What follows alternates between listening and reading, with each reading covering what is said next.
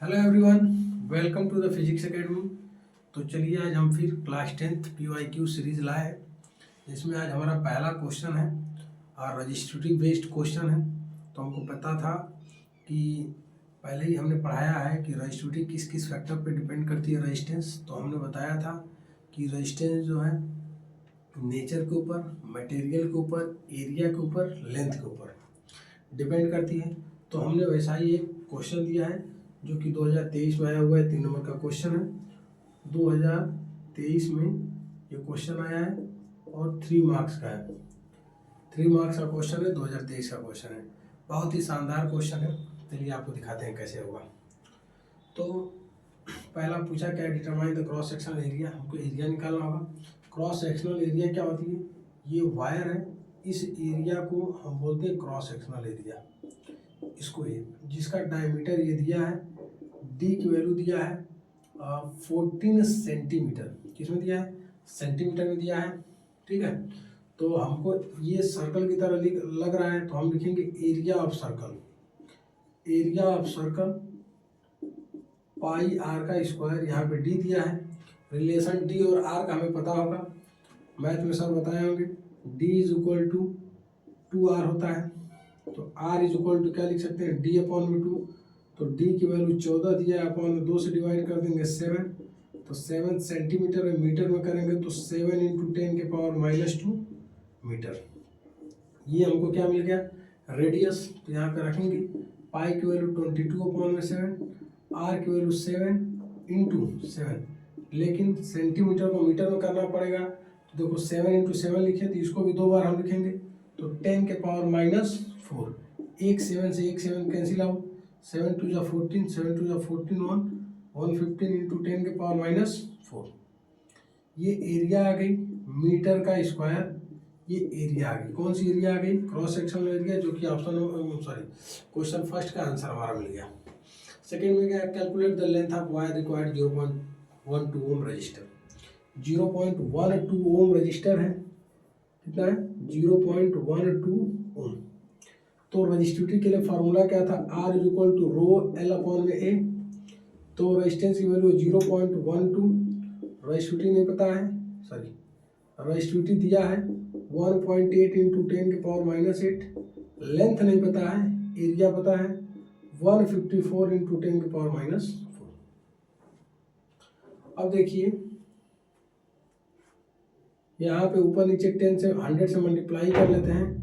ऊपर नीचे 100 से मल्टीप्लाई कर लेंगे, ये 12 हो जाएगा, नीचे 100 हो जाएगा। Is equal to 1.8 × 10⁻⁸ into length upon में, और इस माइनस पावर को ऊपर ले चले जाएंगे तो +4 लिख देंगे। यहाँ पे क्या लिख देंगे? +4 लिख देंगे। +4 हो जाएगा, इंटू यल लिख दिया जाएगा। तो लिखा जाएगा यहाँ पे, जब लिखेंगे 12 अपॉन में 100 इज इक्वल टू, यहाँ पे जब माइनस करेंगे 1.8 × 10⁻⁴। इस 2 जीरो को और लेके चलते हैं हम, तो 12 is equal to 1.8 into L, भूल गए यल इंटू 10⁻⁻2 इंटू एल। अच्छा बताइए, अगर ऊपर नीचे फिर हम 10 का मल्टीप्लाई कर दें, या फिर देखो इसको डिवाइड कर देते हैं 6 से, 6 2 जा 12, 6 3 जा 18, 0.3 इंटू 10⁻⁻2। तो अगर ऊपर नीचे 10 से मल्टीप्लाई करेंगे, इसका मतलब पावर 1 बढ़ेगा। तो 2 is equal to 3 × 10⁻⁻3 into L. तो यल की वैल्यू हमको क्या मिलेगी? 2 अपॉन में 3 × 10⁻⁻3। इसको ऊपर लेके जाएंगे तो L is equal to 2 × 10⁻3 upon में 3।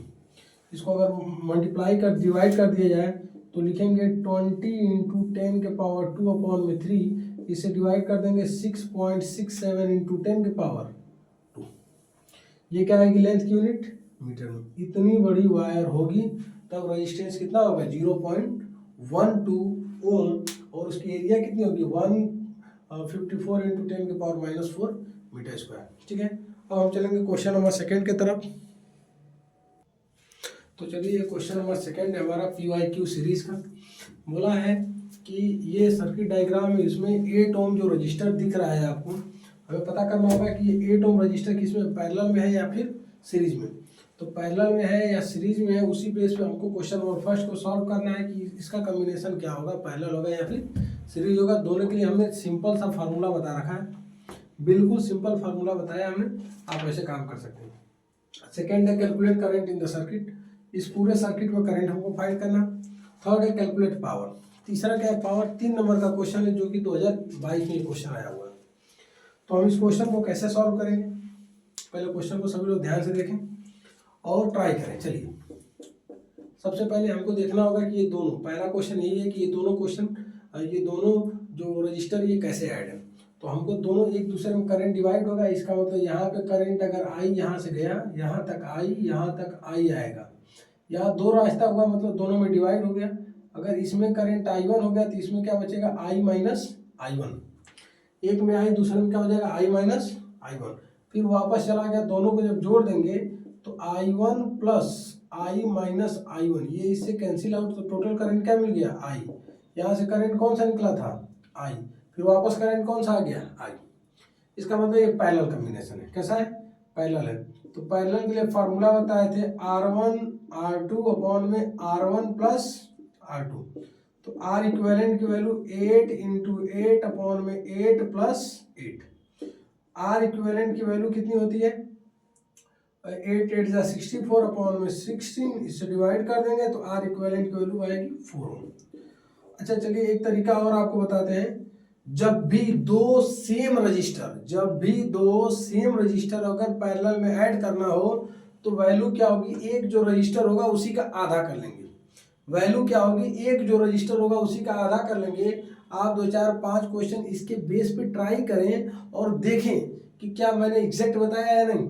ये दो अगर पैरेलल हैं तो 8 8 16 हो गया, 16 नहीं करना है, एक ही 8 का हाफ कर लेंगे तो 8 का आधा क्या होगा, 4। आंसर कितना आ गया, 4। बिना कुछ करना ही नहीं, फिर से ट्रिक समझेंगे कि ट्रिक क्या है हमारा, कि दो रजिस्टर सेम क्वांटिटी के, सेम अमाउंट के अगर हैं तो उनको क्या कर देंगे, किसी एक रजिस्टर को हाफ कर लेंगे तो पैरेलल में ऐड करने की जरूरत नहीं है। तो कितना आ गया, 8 का आधा 4, आंसर हो जाएगा। अगर 2 और 2 है तो कितना आ जाएगा, 1। 2 और 2 पे ट्राई करके देख लेते हैं। 2 इंटू 2 अपॉन में 2 प्लस 2, इसका मतलब 4 अपॉन में 4, कितना आ गया, 1 आ गया। इसका मतलब जो हमने ट्रिक बनाया है बिल्कुल सिंपल है, आपको समझ में आ गया होगा। बी वाले को काम करते हैं, ये हमने ए का काम किया, अब पार्ट बी का काम करेंगे। कैलकुलेट करंट, तो V बराबर I इंटू आर होता है, I is equal to V upon में R होगा। V की वैल्यू है 8 वोल्ट, R की वैल्यू सॉल्व कर लेंगे। यहाँ से निकला 4 और ये 4 दोनों कैसे दिख रहे हैं, सीरीज में। तो R की वैल्यू 4 प्लस 4, मतलब I की वैल्यू 8 अपॉन में 8 कैंसिल आउट हो जाएगा, 1 एम्पियर करंट। बी वाले पार्ट का आंसर कितना आएगा, 1 एम्पियर करंट। सिमिलरली अब हम क्वेश्चन को करेंगे सी पार्ट। P बराबर V इंटू आई लिख देंगे, तो V की वैल्यू है 8 और I की वैल्यू है 1, तो पावर आएगा 8 वाट। कितना आएगा, 8 वाट। कितना आएगा, 8 वाट। एक क्वेश्चन हम दे रहे हैं, उसको आप कमेंट कीजिएगा कि 1 किलो जूल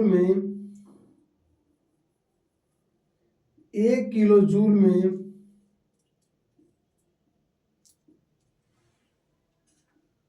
कितना हॉर्स पावर होगा, how many horse power. 1 kilo joule में कितना हॉर्स पावर होगा, कितना एचपी होगा। इस क्वेश्चन को आप लोग कमेंट करके कमेंट बॉक्स में बताइए कि इसका आंसर क्या आएगा। ठीक है, सिर्फ 2 क्वेश्चन की सीरीज रहेगी, 2 क्वेश्चन करके हम कई सारे लेक्चर दे देंगे, तो आपको देखने में भी थोड़ा आसानी रहेगा, हमको बताने में भी कम समय लग रहा है। कि 2 क्वेश्चन में 3 पार्ट है, तो 8 6 पार्ट हो जा रहे हैं, 6 7 5 4 ऐसे पार्ट बन जा रहे हैं। तो हम कोशिश करेंगे कि 2 ही क्वेश्चन पर डे दिया जाए। ठीक है, ओके, थैंक यू।